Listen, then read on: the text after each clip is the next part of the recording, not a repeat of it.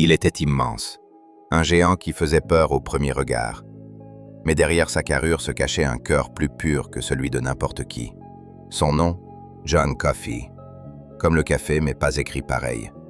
Condamné à mort pour un crime atroce qu'il n'avait pas commis, il fut enfermé dans la prison de Cold Mountain, dans ce couloir qu'on appelait la ligne verte, là où chaque pas menait vers la chaise électrique. Mais très vite, les gardiens comprirent qu'il n'était pas un monstre. John avait un don, un pouvoir presque divin.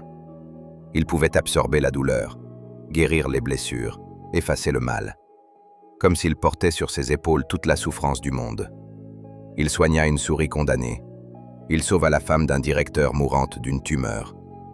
Mais malgré tout ça, il resta prisonnier d'une erreur tragique. Quand vint le jour de son exécution, les gardiens n'étaient plus seulement ses surveillants. Ils étaient devenus ses amis. Et ils savaient qu'ils allaient tuer l'homme le plus innocent qu'ils aient jamais rencontré. John Coffey ne supplia pas. Il accepta son sort, fatigué de toute la haine et la cruauté qu'il ressentait dans le cœur des hommes. Il leur dit simplement qu'il était épuisé par cette douleur du monde. Et quand la lumière s'éteignit ce jour-là, ce n'est pas seulement un prisonnier qui mourut. C'est un miracle qu'on avait condamné.